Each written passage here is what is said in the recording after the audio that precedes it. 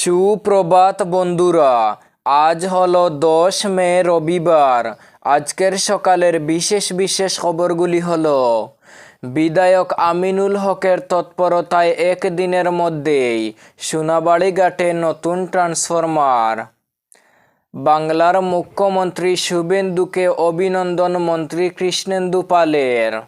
সুনাই ও লায়লাপুরে মাদকসহ গ্রেফতার 2। শিলচরে দুদিনব্যাপী রঙ্গালী বিহু সম্মেলন শুরু। 12 মে যান চলাচলে একাধিক বিশেষ নির্দেশিকা। হলি ফ্লাওয়ার স্কুলে শিশু মৃত্যুর ঘটনায় ক্ষমা চাইল স্কুল কর্তৃপক্ষ। দিলীপ শইকীয়ার সঙ্গে সৌজন্যমূলক সাক্ষাৎ কমলাক্ষের। পুর নিগমের নির্বাচনের অনিশ্চয়তার অবসান ঘটছে, দাবি সমন্বয় মঞ্চের। তাহলে বিস্তারিত খবরে যাওয়ার আগে অবশ্যই ভিডিওটিতে একটি লাইক করুন এবং চ্যানেলটি সাবস্ক্রাইব করুন। এবার শুনুন আজকের খবরগুলির বিস্তারিত। প্রথম খবর, শপথ গ্রহণের আগেই জনসভায় কাজে সক্রিয় হয়ে উঠলেন সুনাই বিধানসভা আসনের নবনির্বাচিত বিধায়ক আমিনুল হক লস্কর। তার দ্রুত উদ্যোগ ও তৎপরতায় মাত্র একদিনের মধ্যেই সোনাবাড়ি ঘাট দ্বিতীয় খণ্ড এলাকায় নতুন ট্রান্সফরমার স্থাপন করা হয়েছে।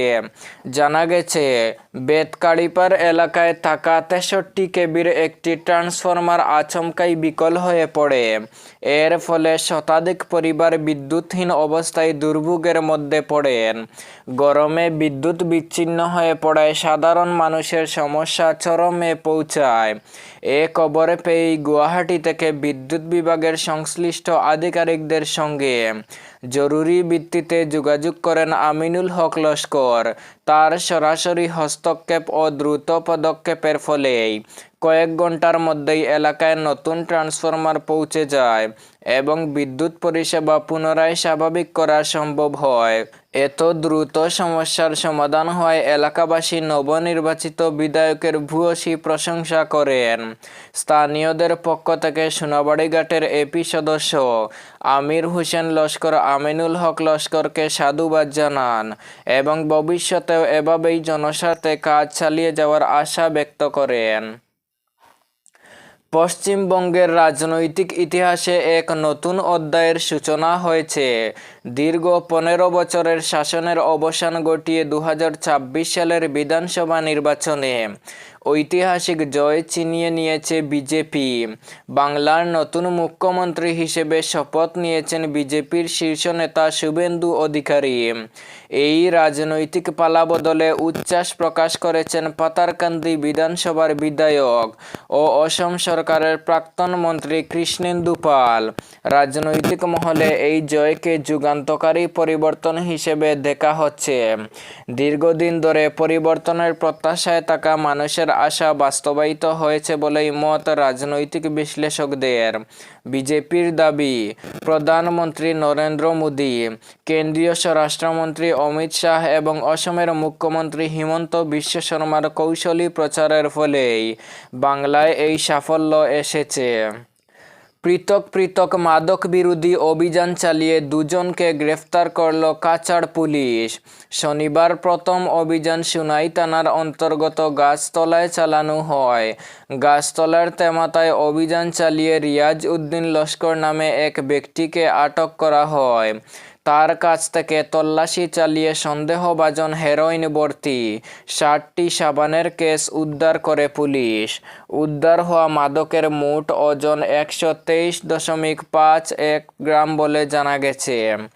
এছাড়াও তার কাছ থেকে নগদ 40,000 টাকাও উদ্ধার করা হয়েছে। এই দ্বিতীয় অভিযানে লায়লাপুর পুলিশ পিকেটের সামনে চেকিং চলাকালীন AS11Z7991 নম্বরের একটি স্কুটি আটক করা হয়। স্কুটিটির সিটের নিচের ডিকি তল্লাশি চালিয়ে বহু রঙের 33টি সাবানের কেস ভরা সন্দেহভাজন হেরোইন উদ্ধার করা হয়। এই ঘটনায় জিয়াবুর রহমান লস্করের কাছ থেকে মাদকদ্রব্য বাজেয়াপ্ত করা হয়েছে। উদ্ধার হওয়া সন্দেহভাজন হেরোইনের মোট ওজন 441.09 গ্রাম বলে পুলিশ জানিয়েছে। পুলিশ সূত্রে জানা গেছে, উদ্ধার হওয়া মাদকের কালোবাজারি মূল্য প্রায় 2,82,00,000 টাকা। এ ঘটনায় মোট 2 জনকে গ্রেফতার করা হয়েছে। আজ থেকে শিলচরের অসম সাহিত্য সভার প্রাঙ্গণে শুরু হয়েছে দুদিনব্যাপী রঙ্গালী বিহু সম্মেলন। উৎসবকে ঘিরে সকাল থেকেই প্রাঙ্গণে ছিল উৎসব মুখর পরিবেশ। অনুষ্ঠানের সূচনায় উপস্থিত ছিলেন শিলচর রঙ্গালী বিহু সম্মেলনের সভাপতি ডাক্তার পি.সি. শর্মা সহ অন্যান্য বিশিষ্ট ব্যক্তিবর্গ। সন্ধ্যায় ডক্টর ভূপেন হাজারিকা স্মৃতি মঞ্চে অনুষ্ঠিত হয় পুরস্কার বিতরণী অনুষ্ঠান। এতে বিশিষ্ট অতিথি হিসেবে উপস্থিত ছিলেন সাময়িক প্রসঙ্গ পত্রিকার সম্পাদক তৈমুর রাজা চৌধুরী, বরাক উপত্যকা সাংবাদিক সংস্থার সভাপতি হারান দে এবং জেলা ক্রীড়া সংস্থার প্রাক্তন সভাপতি বাবুল হর। এছাড়াও অনুষ্ঠানে উপস্থিত ছিলেন অসম সাহিত্য সভার বিভিন্ন কর্মকর্তা ব্যক্তিদের মধ্যে যুগেশ্বর বর্মন, চন্দ্রমোহন রাজবংশী এবং অন্যান্যরা। অনুষ্ঠানের শুরুতে অতিথিদের হাতে প্রদীপ প্রজ্বলনের মাধ্যমে আনুষ্ঠানিক উদ্বোধন করা হয়। পুরস্কার বিতরণী অনুষ্ঠানের পর আয়োজিত হয় এক বর্ণাঢ্য সাংস্কৃতিক অনুষ্ঠান, যা উপস্থিত দর্শকদের মুগ্ধ করে। 12 মে নতুন সরকারের শপথ গ্রহণ অনুষ্ঠানকে কেন্দ্র করে রাজধানীতে যান চলাচলে একাধিক বিশেষ নির্দেশিকা জারি করেছে প্রশাসন। অনুষ্ঠান চলাকালীন যানজট এড়াতে এবং নিরাপত্তা ব্যবস্থা জোরদার করতেই এই পদক্ষেপ নেওয়া হয়েছে। প্রশাসনের নির্দেশ অনুযায়ী কইনাদরা বিমানবন্দর সংযোগকারী সড়কে সকাল 9টা থেকে দুপুর 2টা পর্যন্ত ভারী যানবাহন চলাচল সম্পূর্ণভাবে বন্ধ থাকবে। কইনাদরা থেকে এইসি পয়েন্ট পর্যন্ত শুধুমাত্র এক লেনে যান চলাচলের অনুমতি দেওয়া হবে। ট্রাক, ডাম্পার সহ ভারী যানবাহনকে এই পথ ব্যবহার না করার নির্দেশ দেওয়া হয়েছে। বিকল্প হিসেবে জিএস রুট দিয়ে চলাচলের পরামর্শ দিয়েছে প্রশাসন। তবে জরুরি পরিষেবার কথা মাথায় রেখে একটি লেন খোলা রাখা হবে। এদিকে জাতীয় সড়কের সার্ভিস লেনে যানবাহন পার্কিং সম্পূর্ণ নিষিদ্ধ করা হয়েছে। পাশাপাশি বতাহগুলি পাঞ্জাবাড়ি, 6 মাইল এবং খানাপাড়া এলাকার রাস্তার ধারে যানবাহন পার্কিংয়েও নিষেধাজ্ঞা জারি করা হয়েছে। শপথ গ্রহণ অনুষ্ঠানে আগত অতিথি ও যানবাহনের জন্য সরুসজাই বশিষ্ঠ পথ এবং শহীদ নেয়াস পথ এলাকায় বিশেষ পার্কিংয়ের ব্যবস্থা করা হয়েছে বলে জানিয়েছে প্রশাসন। সংবাদ মাধ্যমের মাধ্যমে সাধারণ মানুষের উদ্দেশ্যে এই নির্দেশিকা প্রকাশ করা হয়েছে। কাটিগড়ার বেসরকারি শিক্ষা প্রতিষ্ঠান হলি ফ্লাওয়ার সিনিয়র সেকেন্ডারি স্কুলে ঘটে যাওয়া মর্মান্তিক শিশু মৃত্যুর ঘটনায় ক্ষমা প্রার্থনা করল স্কুল কর্তৃপক্ষ। বৃহস্পতিবারের ওই ঘটনার পর শুক্রবার সাংবাদিক সম্মেলন ডেকে প্রকাশ্যে দুঃখ প্রকাশ করে স্কুল ম্যানেজমেন্ট কমিটি। স্কুল পরিচালন কমিটির সম্পাদক মৃদুল নাগ বলেন, এই ঘটনার দায় আমরা এড়াতে পারি না। সিসিটিভি ফুটেজ খতিয়ে দেখে ঘটনার সময় দায়িত্বে থাকা 2 শিক্ষিকাকে সাময়িক বরখাস্ত করা হয়েছে। তিনি আরও জানান, মৃত শিশু সাকিবের পরিবারের পাশে স্কুল কর্তৃপক্ষ রয়েছে এবং ভবিষ্যতেও থাকবে। ঘটনার তদন্ত চলছে এবং পুলিশ প্রশাসনকে সর্বতোভাবে সহযোগিতা করা হচ্ছে বলেও তিনি উল্লেখ করেন। এদিকে স্কুলের অধ্যক্ষ মিহির নাগ আবেগঘন কণ্ঠে বলেন, ঘটনাটি অত্যন্ত হৃদয় বিদারক।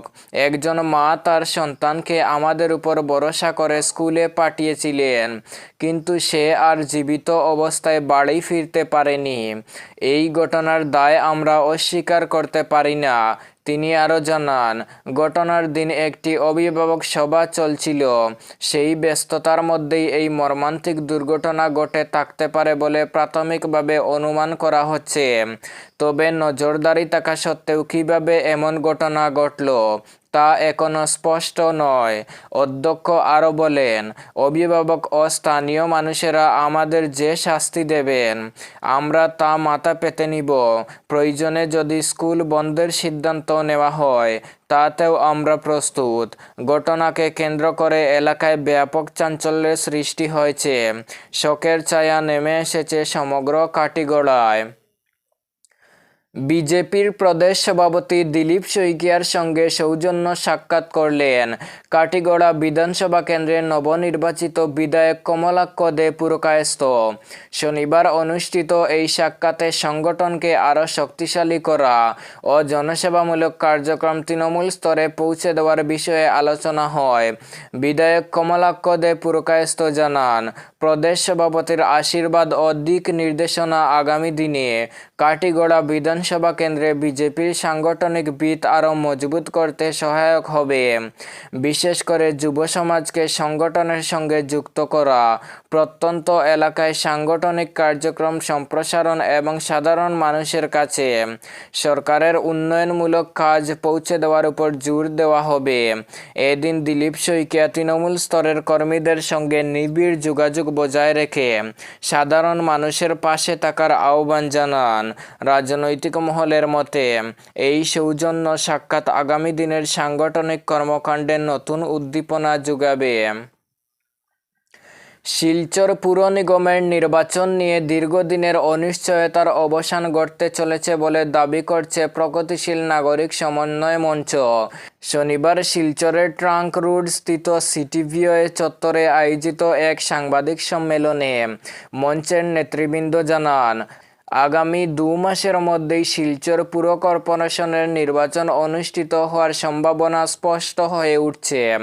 সাংবাদিক সম্মেলনে উপস্থিত ছিলেন মঞ্চের কার্যকরী সভাপতি আইনজীবী ধ্রুব কুমার সাহা, সাধারণ সম্পাদক কিশোর ভট্টাচার্য ও বাসুদেব শর্মা সহ মহিতুষ আশু পাল, অধ্যাপক ডক্টর অজয় রায়, অতনু ভট্টাচার্য, রামেন্দ্র ভট্টাচার্য, নন্দদুলাল সাহা, প্রণব দত্ত, অভিজিৎ পাল এবং দেবাশিস দাস প্রমুখ। মঞ্চের পক্ষ থেকে জানানো হয়, 2020 সালে শিলচর পুরসভায় মেয়াদ শেষ হওয়ার পর থেকে আর কোনো পুর নির্বাচন অনুষ্ঠিত হয়নি। জনপ্রতিনিধির অভাবে পৌর পরিষেবা কার্যত স্থবির হয়ে পড়েছে বলেও অভিযোগ তোলা হয়। একই সঙ্গে জনগণের মতামত ছাড়াই পুরকর বৃদ্ধি করার চেষ্টা করা হয়েছে বলেও দাবি করে মঞ্চ। এই পরিস্থিতির প্রতিবাদে ধারাবাহিক আন্দোলনের পাশাপাশি গত বছর গৌহাটি হাইকোর্টে একটি রিট পিটিশন দাখিল করে প্রগতিশীল নাগরিক সমন্বয় মঞ্চ। পিটিশনে অন্যায়ভাবে বর্ধিত পুরকর বাতিল এবং দ্রুত পুর নির্বাচন আয়োজনের দাবি জানানো হয়। এই ছিল আজকের সকালের বিশেষ খবরগুলি। ভিডিওটি অবশ্যই লাইক এবং শেয়ার করে দেবেন আর চ্যানেলটি সাবস্ক্রাইব করে রাখবেন।